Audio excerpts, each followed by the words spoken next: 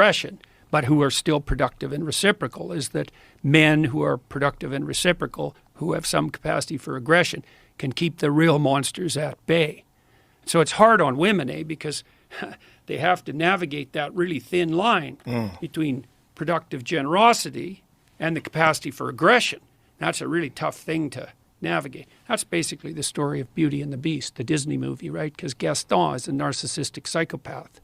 And the Beast is someone capable of aggression, but he's not tamed into a reciprocal relationship. It's also the basis of the most fundamental female pornographic fantasy.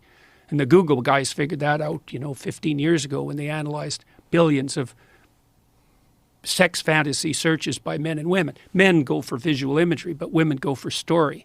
And the story is the same. It's, innocent young woman with a lot to offer, but kind of hidden, finds some male, 5 categories of men: vampire, werewolf, pirate, surgeon, billionaire. And he's, kind of an aggressive guy, but he's capable of being tamed into an intimate relationship. That's the standard female pornographic fantasy. And it's pretty much the standard fantasy of romance. And so you can see, what women are trying to do in that situation is they're trying to find some guy that's got the capacity for mayhem, but that's under control, but who can integrate that into a productive, generous, reciprocal relationship. And so, well... It's fascinating because the capacity for violence and the capacity for aggression is one of the things that's been actively muted in our male population. Yeah, well, there's a bunch of reasons for that, and some of them turn into positive feedback loops, like there's sort of self-fulfilling prophecies. So there's a lot of women out there who've never had a positive relationship with any male in their life, right? And maybe not only not a positive relationship, but really a series of pretty negative relationships.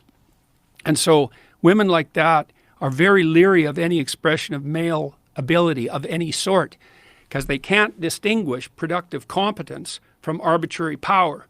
And because they're trying to defend themselves, because they've been hurt repeatedly, maybe they come from broken families and catastrophically arranged neighborhoods, one of the tactics that can be used in that situation is just to try to do everything you can to distance yourself as much as you can from any display of male ability, because it can't be distinguished from psychopathy, can't be distinguished from the use of power. It takes a sophisticated woman to be able to make that distinction. So the other thing you see too is that young women are much more likely to be seduced by psychopaths than older women, because the psychopaths mimic competence.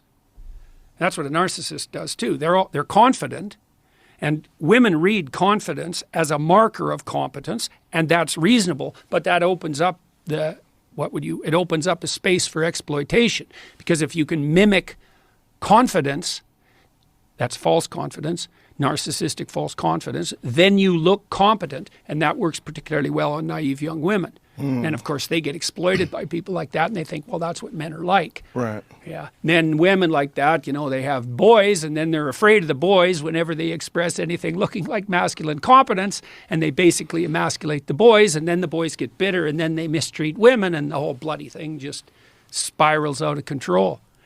And that's where we are. That's where we are. What a strange place to be.